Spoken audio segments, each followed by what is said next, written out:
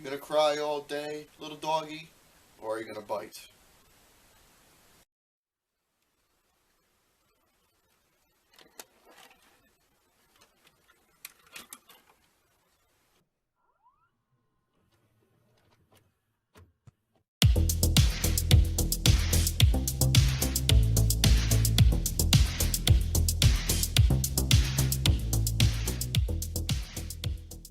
It's amazing to me how you just get together with all your buddies. You go out to a nice little diner, nothing expensive, nothing out there, nothing extravagant. You just go into a little diner with your buddies. You sit down, you order your food.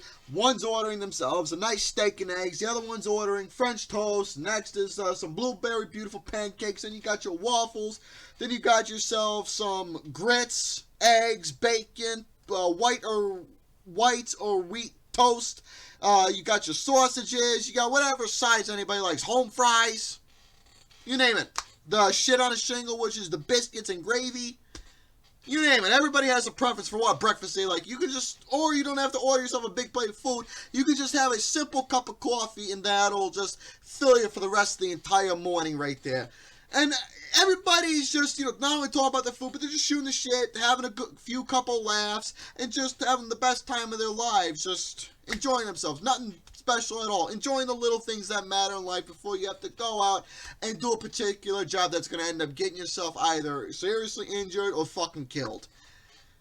Literally, with everybody together at that fucking table, that's exactly what happened. They were not only they weren't even talking about the plan. They were just talking with each other, just having a good time. The dialogue, the chemistry between everybody, it was setting up the entire mood for what the movie was going to be about. I mean, look at all these fucking guys that are in this movie. You have Harvey Keitel, Quentin Tarantino, Michael Madsen, Tim Roth, Steve Buscemi, Chris Penn, and Lawrence Tierney. I can't remember the guy who played as Mr. Blue, but all these actors I fucking named, holy shit. But then again, this is Quentin Tarantino's directorial debut. And as time progressed with all of his movies, of course he was going to have a fantastic cast. Later on, he was going to include people like Samuel L. Jackson and Uma Thurman later on in his movies. John Travolta's another one. Bruce Willis. He incorporated a lot of names. However, though, in general, few names became a running particular performer in a lot of his movies, and one of them was obviously Michael Madsen and Tim Roth in his earlier 2-3 films. But the thing is that out of all of them, Michael Madsen was definitely one that was used a lot, very prominently in a lot of Tarantino's films. But in this one, before I even continue talking about the diner scene, I'm just skipping all over the place. Michael Madsen in this movie, to me, not only was the best fucking character, but he was the most badass looking one with the best fucking dialogue. I am just getting that out of the way and out of my system.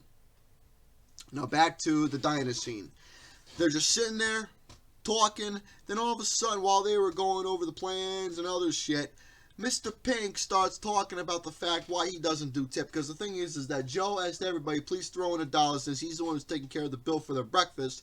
Everyone has to throw in $1 for the waitress. Everybody does except Mr. Pink. He goes on to give a little lecture to everybody at the table about why he does not do the tipping and, bringing in political shit, real life nonsense the waitresses go through and yada, yada, yada. Just giving his own specific reasons as to why. However, though, Mr. Orange, once Joe came back and found out exactly who wasn't doing the tipping, Mr. Orange tells Joe that Mr. Pink doesn't want to do no tipping. And just because Mr. Orange ratted Mr. Pink out, Mr. Pink was able to throw in $1 just to satisfy Joe and everybody else. Now, the thing is that, why did I talk about the little lecture? Because the thing is that Mr. Pink is one of those characters that not only stood out for me, but he was one of those characters where you really didn't think much of him at first, especially with how he was coming off and presenting himself. He was staying true to exactly what he was played out to be, which was a professional hiding under an alias name. But you want to know what I love about that whole entire opening sequence? Is that it literally set up the entire movie. Mr. Brown and Mr. Blue talking to each other. Their characters are not necessarily important at all. And then again, let me reword that. They weren't important at all. They were just there as fillers. While we had the other guys like Mr. White, Mr. Blonde, Mr. Orange, and Mr. Pink, and Mr. Blonde all together as the most prominent, well-known characters, along with Joe and Eddie.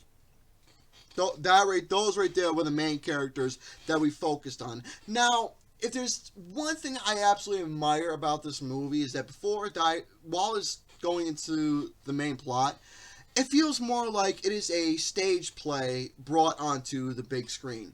It takes place most of the movie in one small area, and it's just the characters just bouncing off each other, talking back and forth about the scenario of how they all got themselves involved. Now, the job is they had to go in the bank and do a heist of robbing some of the most expensive, precious diamonds that anybody can get their hands on. That is pretty much priceless.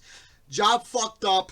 They ended up realizing that there's a rat in between their little group there, and they're trying to figure out exactly who the rat is. So, in a way, it's kind of like who did it, where, when, why.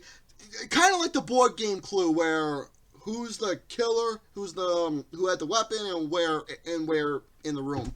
But mostly, instead of focusing on what weapon and what area takes place in the one area, and they're just trying to figure out exactly by making accusations and assumptions on who the culprit is, figuring out who's the one that is the quote-unquote rat.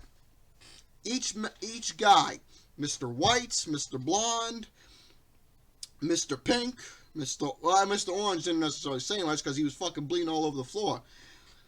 But between Mr. Blonde, Mr. White, and Mr. Pink, they were the ones that were mostly doing all the talking with each other, trying to understand everything until Eddie came up, trying to figure out exactly what the fuck happened.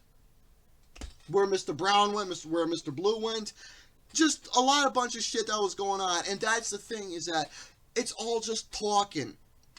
It's all pointing their guns at each other, pointing fingers, making accusations and assumptions, trying to figure out who is telling the truth and who's lying and who's safe and who's not. The dialogue within everybody, just the amount of emotion, the aggression, the frustration, all that, and feeling that while watching this, it is just absolutely fantastic fucking acting. God damn it! Seeing shit like this makes my fucking nipples hard. I mean, I can go to the fucking the laundry out there, grab myself 2 clothespins, twist my fucking nipples so hard to where I'll be named Mr. Purple. That's how fucking good the dialogue is in this movie, and how phenomenal the acting is. I love it! And there was quite a few funny moments. Now, the thing is, while you have the main story, you also got little prompters of understanding who some of the characters are. You meet Mr. White, you learn who he is. You meet Mr. Blonde, who he is. Then you got Mr. Orange, and knowing exactly that, oh shit, we got this young guy who is going to be coming into our group, and he needs to make an impression on us. It's fan-fucking-tastic. I love such incredible details that you learn these 3 characters right then and there. You don't learn about Mr. Brown's background. You don't know anything about Mr. Blue or Mr. Pink. Even though Mr. Pink was doing a lot of the talking, however, though, it's like I said, his role plays a really interesting, significant factor throughout the entire movie from beginning to end. Like I said, you think nothing of it. But at the very end of the movie, no pun intended, the whole point is that who is going to be the last man to survive? Are they all going to walk out alive, or are they going to end up all dead? Who the fuck knows? It's all about watching and understanding where this movie is going to continue going on next. Now, there's one performer in this movie that I have to say who could have really made it big in the film industry, and that is Chris Penn. I personally not seen a lot of movies that Penn has done, but this was definitely one of those roles that really stood out, and he could have really made it big. I personally think that Chris Penn could have been somebody Tarantino would have used in a lot of his later movies that he did. I don't know, maybe I'll say Jackie Brown, or he could have used him in maybe Pulp Fiction, or I don't know, Hateful Eight, if he was still alive. I don't know. However, though, he was really fantastic in this movie. Everybody was. But his role alone really told me a lot that he could have been someone who would have been a very big role in mobster films. Because he had the fucking look, he had the personality, he had the characteristics. It's fan-fucking-tastic. Like the rich, snobby child who's like a good buddy that you would go out and have a couple beers with. He may be arrogant because of who his father is and how much money he has, but he's a stand-up guy. So that's what I liked about Eddie a lot. But the thing is, folks, this movie itself is just absolutely incredible. What made it so enjoyable is not only the characters' personalities, but how ruthless each of their how ruthless each of them are with how they come off with each other. The in-depth details about some of the prominent characters in the entire room, how this has a stage play-like feel to it. Well-known names giving some absolutely phenomenal performances. It has some comedy thrown in it to just change up the mood just by a sly bit. Talking about planning, just going back and forth, going into such specific details leading up to where they are at right now. Twists and turns and getting logical explanations to why things happened. Did they want to go out the way they did? No. But logically, it's all explained. And it's fucking incredible. Reservoir Dogs is to me one of the best debut movies from any director out there. A lot of folks know that I am a fan of Tarantino's movies, and for him to debut such a film like this is just absolutely incredible. How brilliant of a writer he really turned out to be as time progressed. Reservoir Dogs is a 5 out of 5 movie. Now, for everybody out there who has not seen this movie, give it a watch. I assure you that you will enjoy it, especially if you love a good character study and a good time and a nice little stage play feel. You're going to enjoy this movie a lot. So that is my little talk on Reservoir Dogs, and ciao for now.